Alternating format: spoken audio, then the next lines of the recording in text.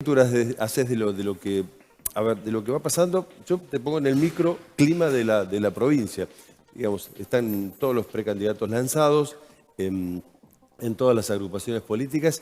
Yo siento que hay poco de propuesta, poco de programas, digamos, y que hay mucho biribiri en contra de, bueno, fin de ciclo, gobierno agotado, 16 años de peronismo, edificios vacíos, hospitales que no tienen médicos, escuelas que no funcionan.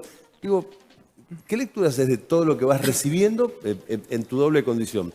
Como miembro del gobierno de la provincia del Chaco y como precandidato a diputado. Bueno, lo primero que uno quiere en una elección es, como vos decías, que nos podamos sentar a discutir por lo menos un plan de gobierno, ¿no? Creo que la gente un poco está cansada de escuchar a todos o peleándonos o palabras maravillosas sin ningún tipo de fundamento, ¿no? Y hoy me hacían una consulta muy parecida y algunos ya tienen responsabilidades, ¿no? Uno de los precandidatos a gobernador, que es Leandro Esdero, hoy es diputado provincial. Y lo he transmitido, yo tuve la oportunidad de presentar 2 presupuestos en la legislatura, ¿no? Que es el lugar y el espacio para discutir gran parte de la política pública, ¿no? Que es donde asignamos los recursos para los proyectos que vamos a hacer.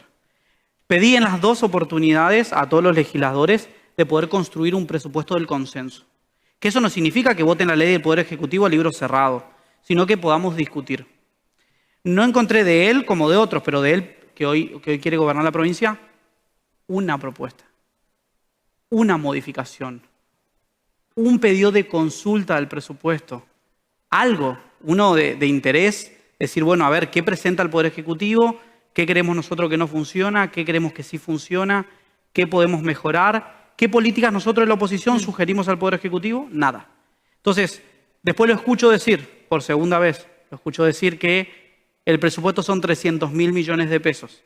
Cuando es 3 veces más el presupuesto de la provincia, dije, bueno, no se sentó con un papel a más o menos distribuir cómo uno va a afianzar las políticas públicas hacia adelante. Entonces, no es solamente que no encuentro contenido. Encuentro en el resto de los candidatos un desconocimiento muy grande de la administración del Estado, del servicio público, de las políticas públicas. Después está el proceso de la mentira, ¿no? O el proceso del debate, y que lo entiendo y que lo comprendo muchas veces, no lo comparto en la discusión política que uno puede tener en el proceso electoral, porque uno debería llevar una propuesta y discutir qué propuesta es mejor. Lo escuchaba al candidato a diputado y candidato a gobernador decir que hace 10 años teníamos la misma cantidad de médicos que tenemos ahora. Falso. No es así. Ellos tenían, cuando gobernaban la provincia, en el 50% de los médicos estaba precarizado y era 40% menos de médicos que los que tenemos ahora, ¿no? Son cuestiones que en la discusión está muy lindo decir, bueno, queremos un mejor sistema de salud. Hay pocos médicos, está claro.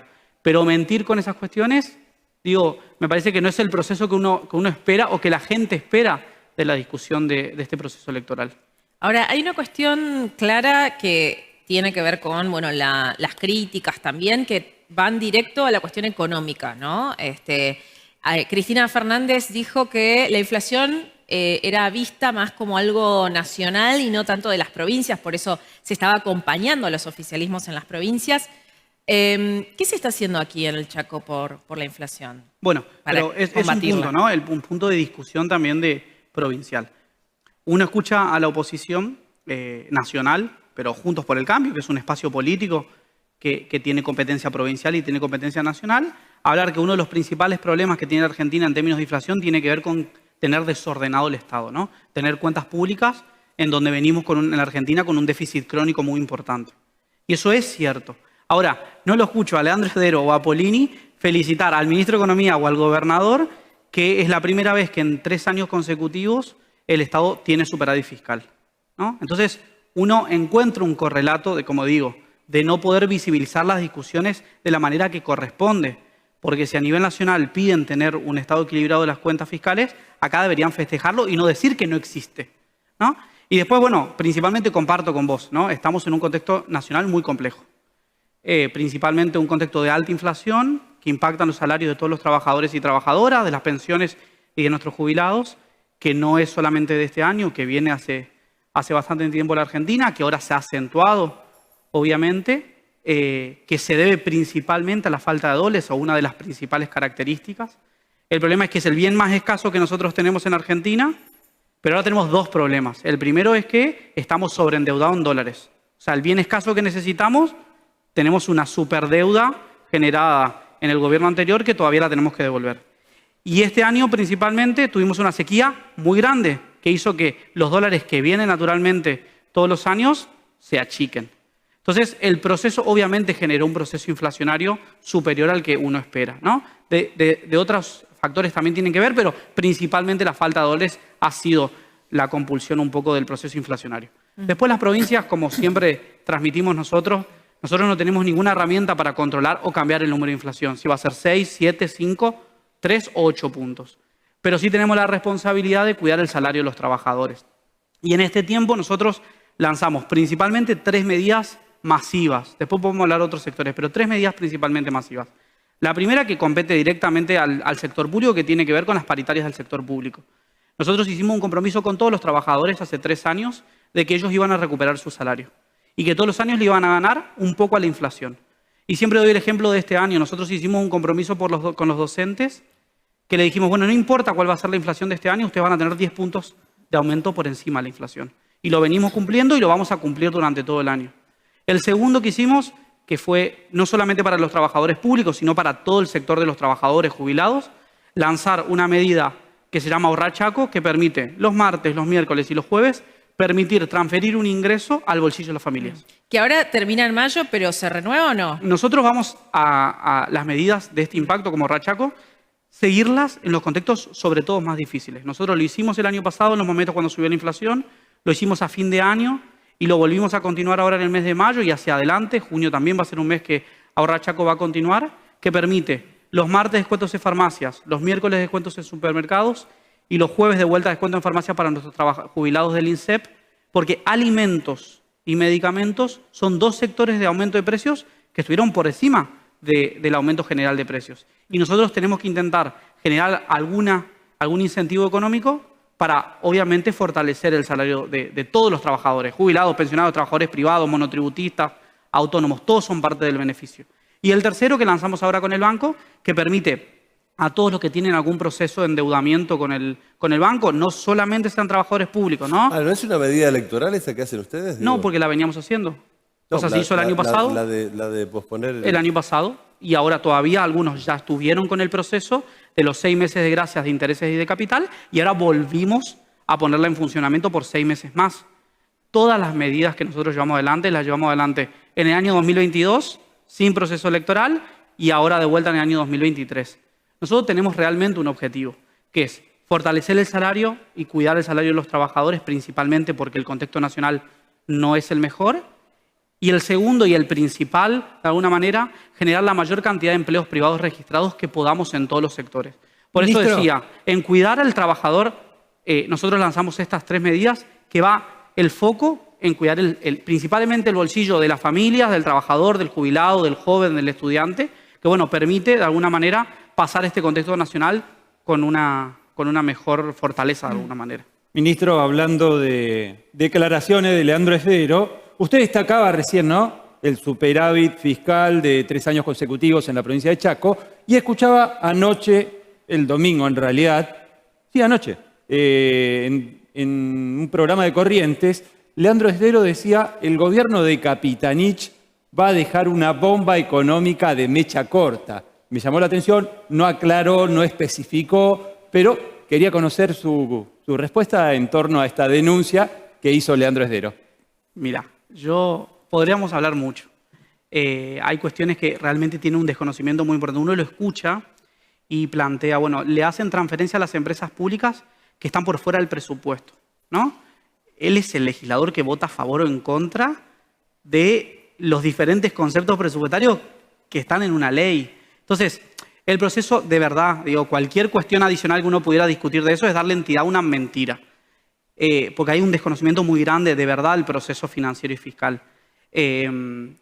Nosotros tenemos hoy una provincia ordenada que permite pagar los sueldos antes del comienzo de cada mes, que tengamos aumentos casi todos los meses de los salarios, que eso obviamente no se debe a que no haya inflación. Tiene que ver con eso, pero con el proceso y la revalidación del acompañamiento. Nosotros comenzamos la gestión con 3.500 trabajadores en la construcción. Hoy estamos superando los 17.000. ¿No? Eso es un proceso de organización del presupuesto y de la inversión pública. Todo lo que ellos critican a nivel nacional, todo lo contrario pasa en la provincia del Chaco, pero ellos cuentan otra realidad. Ministro, entonces, sí, disculpa. Hoy usted hablaba al principio, vinculado a la inflación, el tema del sobreendeudamiento en dólares, por ejemplo, y bueno, y también destacando los 3 años consecutivos de superávit en la provincia. El año que viene, partiendo de un supuesto de que la actividad económica está debilitada, que podría impactar en la recaudación incluso y por ende en los ingresos de la provincia, y sumando a que el año que viene se paga la primera cuota de capital del bono internacional de la provincia del Chaco, que es un peso en dólares relativamente importante para la provincia, por lo menos en comparación de ahora que no tiene ese peso, esos superávit podrían llegar a estar en posición debilitada, digamos, podría llegar a pasarse a un escenario eventual de déficit, o el superávit que tiene la provincia está consolidado para aguantar los embates, como por ejemplo de un pago de capital de deuda. Nosotros tenemos un presupuesto muy consolidado, principalmente en los principales conceptos del presupuesto. El 45% del presupuesto hoy en día son pagos de salarios, ¿no? Y pasamos de solamente invertir el 9% en obra pública a invertir el 23%. ¿No? Y aún así el proceso de superávit fiscal, que es decir que nuestros ingresos son superiores a nuestros gastos. Obviamente que esperemos que el contexto nacional acompañe. Nosotros tenemos una gran dependencia como provincia de la nación, principalmente de nuestros recursos. Nosotros más del 80% de los recursos vienen del proceso de coparticipación, el resto son recursos que recauda la provincia.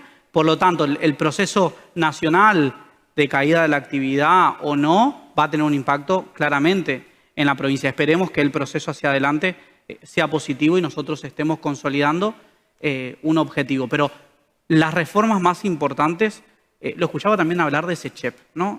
Un desconocimiento muy grande, ¿no? Bueno, Esdero habló de una sí. deuda con Camesa por 43.000 millones de pesos. ¿Es así? No. Primero, el número es falso. Entonces, nosotros teníamos un... ¿Es más o menos? Es menos. Nosotros tuvimos un proceso de endeudamiento por varios motivos. Primero, la gente se endeudó por las altas tarifas que cobraba el macrismo y que la gente no podía pagar y por lo tanto SECHEP no podía funcionar.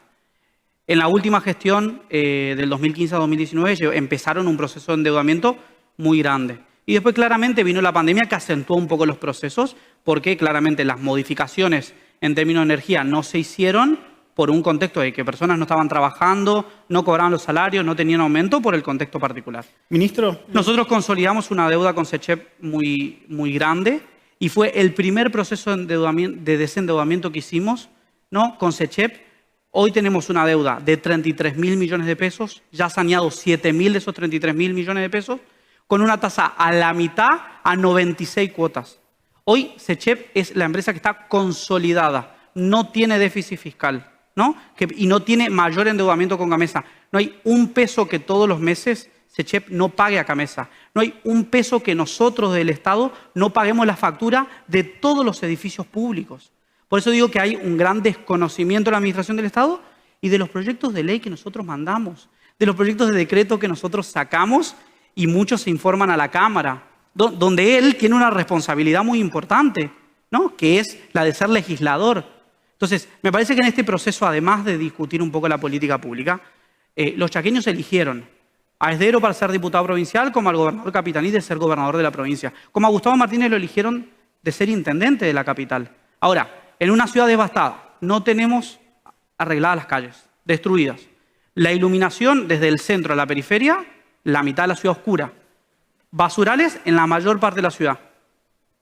Y explícame cómo ese proceso de conducción de un municipio lo podemos extrapolar a la provincia, ¿no? Porque uno muestra su gestión, uno se valida hacia adelante con un programa de gobierno, uno se lleva adelante mostrando lo que hizo en este periodo, lo que prometió y lo que cumplió, las promesas o el proyecto que tenemos para ofrecerle a los chaqueños hacia adelante. Entonces, me parece que en este proceso que queda de 25 días, ojalá podamos consolidar discusiones de los frentes electorales que un poco resuman estas cuestiones, ¿no? Poner en valor lo que hicimos y hacia adelante, por lo menos, proponer algunas propuestas de cambio, si es que las tienen, o de modificación o de profundización de lo que venimos haciendo.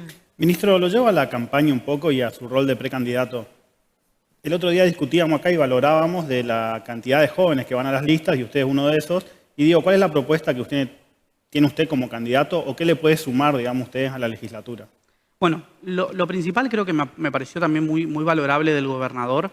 Hoy todo el mundo se llena la boca hablando de un poco del proceso de trasvasamiento generacional, de la renovación política, del cambio, y creo que ha sido uno de los pocos que ha integrado la lista con personas jóvenes, pero no solamente eso, con personas que es la primera vez que van como candidatos a estas elecciones, ¿no? Y otros, como nosotros, que cumplimos roles institucionales dentro del gobierno y que el gobernador decidió exponerlo como principal demostración del proceso de gestión que se hizo hacia adelante. Ahora, creo que nosotros tenemos mucho para aportar, no solamente nosotros, creo que hay muchos compañeros y compañeras que están en diferentes listas. Nosotros en el Frente Chaqueño tenemos 14 listas de diputados provinciales, ¿no? Con un gran contenido de integración de diferentes sectores. Y en lo personal, nosotros claramente necesitamos consolidar un proceso en la legislatura que revaloriza el poder legislativo, que se puedan llevar reformas institucionales importantes. Yo tengo una gran relación con todos los intendentes e intendentas. Por mi rol de ministro de Infraestructura y de Economía, ¿no? Y yo un poco lo transmitía. Nosotros necesitamos... Cuando hablas de gran relación, ¿es relación buena, más o menos, o mala? No, gran relación ¿Sí? con los 50 intendentes que forman parte del oficialismo. Aparte, con muchos de ellos tengo una amistad. Pero con los 69 intendentes tengo una relación de gestión. Nosotros estamos haciendo obra en los 69 municipios sin distinción quién gobierne. Todos, lo puedes llamar acá y preguntar si no hay carteles celestes en su ciudad de obras que estamos haciendo de la gestión provincial. Pero independientemente de eso, el proceso que llevamos hacia adelante de una mejor calidad institucional requiere que nosotros podamos reformar y que los intendentes no tengan reelecciones indefinidas. Por eso digo, aún en mi amistad y mi buen trabajo con ellos, hay muchos que han pasado muchísimos años de gestión.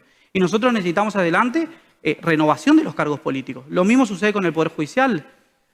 Todos los que toman decisiones que muchas veces tienen implicancias económicas para el Estado no validan sus cargos y muchos están hasta que Ahora, Santiago, toman decidirse irse de alguna manera. ¿Cuántos escuché yo a lo largo de esta, de la anterior campañas que cuando llegaban ahí a Brown 520 iban a cambiar el mundo con leyes, iban a terminar con las reelecciones indefinidas, iban a tener un poder judicial que sea más dinámico, iban a tener un legislativo que esté acorde a las necesidades e iban a tener una relación con el Ejecutivo que después, con el tiempo, parece que no pasa. Y te agrego algo, Eduardo, Sí. que es que esta elección, más allá de quién termine ganador, va a ser una elección donde la Cámara va a quedar muy dividida, digamos, Claro. donde va a haber muchos porotitos sueltos y va a haber que buscar consensos con otros partidos para poder llevar adelante todas estas Y modificaciones. ahí agrego una cosa en términos generacionales, que un poco empezaba Adrián su pregunta. La particularidad de esta elección es que el primer cabeza de lista del Frente Chaqueño es usted, sub-30, y uno de los cabezas de lista de la principal fuerza opositora, dentro de su interna, es otro sub-30. Pregunta es, ¿la juventud de ambos los une en algunos puntos o en este caso hay una cuestión generacional Sí, por supuesto. donde no hay... No me punto queda común? ninguna duda.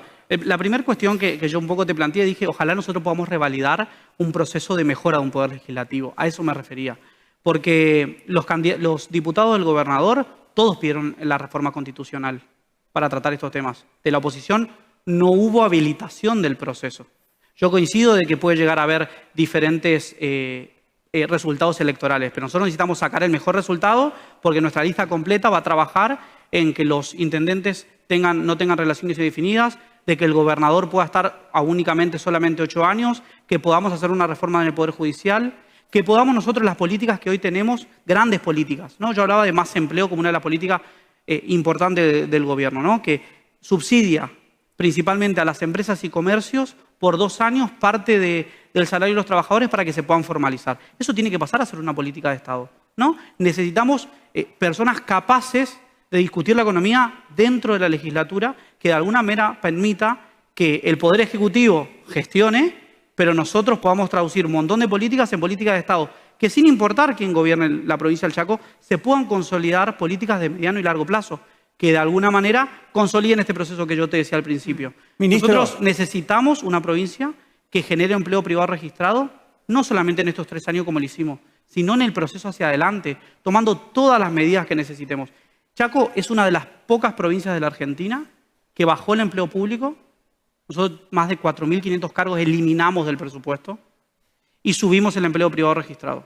No ha pasado en la mayoría de las provincias. Por eso digo, los mismos precandidatos a gobernador de la oposición que se llenan hablando la boca de la creación de empleo privado, del Estado ordenado en las cuentas públicas, de mayor inversión, de trabajo con el sector privado, me gustaría que por lo menos discutan el proceso que nosotros estamos llevando adelante, que por lo menos lo discutan o que propongan, digo, bueno, ¿qué modificaremos de lo que hoy Capitanía está llevando adelante?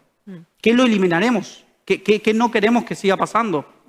Ministro, yo no encuentro, en relación a lo que preguntaba Alejandro recién, ningún punto en común más allá de la edad entre Iván Giocker y lo que propone usted. Iván Giocker, por ejemplo, uno lo escucha habitualmente, es menos Estado, privatizaciones, el discurso clásico de la derecha. Más allá de la cuestión etaria, no encuentro otra cosa No, que eso lo unifique. está seguro, eso estoy convencido, ¿no?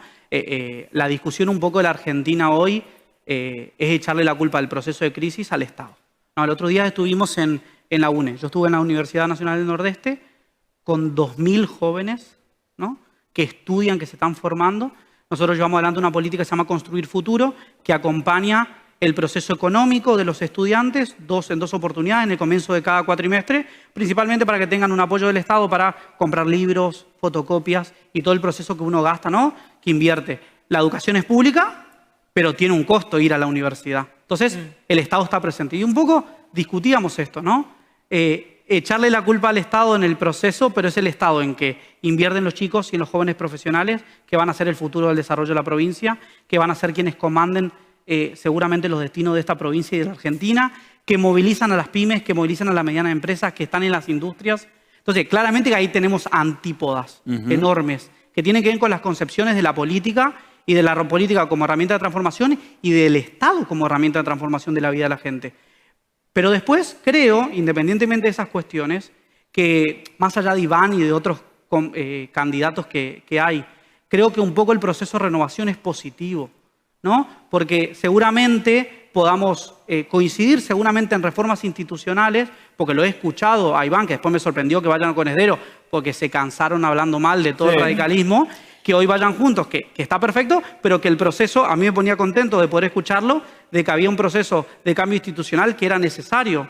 Entonces, si llega a la Cámara de Diputados, capaz, si obviamente uno cumple con su palabra, claro, el proceso de renovación... A mí me asusta, ministro, a mí me asusta que el proceso de renovación venga acompañado de ideas tan anticuadas, ¿no? Esa idea de menos Estado, ya lo vivimos en la etapa de los 90, de las privatizaciones. No le des el mote de que ellos son la renovación, eso está claro. No, que pero por eso me asusta. Nosotros, ¿no?, en nuestro espacio político claramente somos el cambio y la renovación. Ajá. Por eso esperamos que la mayor parte de los chaqueños y chaqueñas nos acompañen en este proceso electoral. ¿Cuál es su lectura? Habló de renovación, de revalidar la legislatura, pero hay 14 listas. ¿Qué pasó ahí, digamos? ¿Cuál es su lectura política? Me parece que la democracia permite que nosotros tengamos primarias abiertas, simultáneas y obligatorias.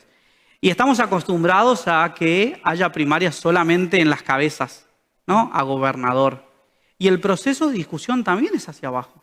A veces uno le da menos interés, tal vez, pero los consejos de los municipios son muy importantes, son quienes aprueban los presupuestos del municipio, los que habilitan las obras que hacemos, los que habilitan los préstamos que toman con la provincia, los convenios que firman con la provincia. Lo mismo sucede con la legislatura. Entonces creo que poner el panorama hacia adelante. Nosotros tenemos un montón de compañeros y compañeras dentro del espacio, que es un frente amplio, que entre todos tenemos una visión común, porque claramente queremos una provincia conducida por Jorge Capitaní, con una presencia del Estado muy importante, pero que tal vez tenemos visiones distintas en algunos puntos de esa construcción. Y me parece que en este proceso electoral, que la sociedad tenga para elegir un montón de candidatos y candidatas, nos fortalece como provincia y nos fortalece de alguna manera la democracia también. Ahora, ministro, usted recién planteaba que ustedes son el cambio y la renovación. Sí. ¿Cómo se explica, entiendo en las personas, pero digo en el proyecto, cómo se explica que sean 16 años del gobierno de un signo político, más allá de que hubo un cambio en la cabeza del proyecto, y que se sigan sosteniendo el concepto de cambio y renovación? ¿En qué se basa para decir son el cambio y la renovación cuando se gobierna desde el 2007? Sí, bueno, el proceso de modificación de la vida de los chaqueños y chaqueñas no se basa en si estás en el gobierno o estás fuera del gobierno, ¿no? Entonces, estoy convencido de que Jorge Capitanich es el cambio en esta provincia. Desde el 2007 Hasta ahora no hubo proceso de cambiación y de transformación tan grande que vivieron las sociedades. Tomen cualquier municipio, pero digo cualquiera, desde el Impenetrable, desde el Centro, desde Resistencia, cuando gobernó Jorge Milton Capitanich, comparado con todas las otras gestiones, hubo un proceso de cambio muy profundo en todos los puntos, desde la obra pública, de la transformación del desarrollo de las industrias, desde el crecimiento del empleo, desde el proceso económico, todo ha significado. Entonces, no nos pueden llevar adelante o llevar la bandería política que ellos son el cambio, porque cuando estuvieron siempre hicieron lo mismo, gobernaron la provincia de la misma manera, no generaron cambios en la industria, no generaron cambios en la obra pública, no generaron desarrollo en las economías regionales, no generaron desarrollo en los diferentes sectores de nuestra provincia. Y me parece que discutir un poco los conceptos también pone un poco en valor, ¿no? Porque si no nos arrogamos de, bueno, Coqui estuvo 12 años en el gobierno, ¿no? Porque desde el 2015 a 2019, hoy gobernó una persona que hoy no está dentro del Frente Chaqueño y es precandidato a gobernador, ¿no? Él le dará sus explicaciones del proceso que hicieron en la provincia. Pero estoy convencido de que claramente, como dije, la única persona que en el proceso electoral ha decidido ejercer desde la gestión hacia su proceso de elección de los candidatos de renovación ha sido Coqui. No veo otro proceso como el que ha llevado. Santiago, ¿cuál es atendiendo que el 18 es un fin de semana largo en la República Argentina, cuál es el número o el porcentaje mágico que les da tranquilidad a ustedes como frente? No, bueno, nosotros claramente ojalá nos consolidemos con la mayor cantidad de votos. Nosotros estaríamos contentos de que eso suceda. Esperemos obviamente consolidarnos con la mayoría y eso sería muy importante para nosotros. Pero de vuelta, 18 de junio son unas PASO. Para nosotros es una elección muy importante. No digo que no, son unas PASO, pero es una elección muy importante porque de alguna manera demuestra el acompañamiento no solamente de los 4 años que venimos de esta gestión, sino de todo el proceso que viene conduciendo Coqui Capitanich y que esperemos y estamos convencidos de que el resultado va a ser positivo. Ministro, Sí. perdón, Sí. usted habló hoy el inconveniente que nos genera por la falta de dólares el acuerdo con el Fondo Monetario Internacional. La semana pasada salió un informe de la Auditoría General de la Nación demostrando las irregularidades que estuvo ese acuerdo firmado en el 2018 en la gestión de Mauricio Macri. En relación a esto, el presidente Alberto Fernández dijo, esto corrobora que esa deuda fue un delito. Yo me preguntaba la semana pasada a partir de esto, ¿se debe pagar si es un delito? Bueno, a ver, hay un proceso legal Ajá. que me imagino que continuará sus procesos. Independientemente de esas cuestiones que me parece, el endeudamiento de Macri con el fondo, más allá de si un delito o no, fue una generación de destrucción muy importante en la economía argentina. Me parece que eso es lo principal. Después, obviamente, estoy convencido de que el proceso hacia adelante, por los cambios que tuvo la Argentina en su macroeconomía principalmente, necesita de un nuevo acuerdo, por lo menos para la Argentina que viene. Ahora, si el proceso se llevó de la mejor forma o no, espero que bueno, el cuerpo legislativo de la Argentina lo pueda resolver y bueno, nos pueda contar a los argentinos por qué y si esto es de esa manera. Gracias por la visita. Gracias a ustedes por invitarme. Santiago Pérez Pons, el ministro de Infraestructura, Planificación y Economía de la provincia. Sí. Bueno, en este caso hablamos en su calidad de precandidato a diputado. A diputado, pero habló de Resistencia.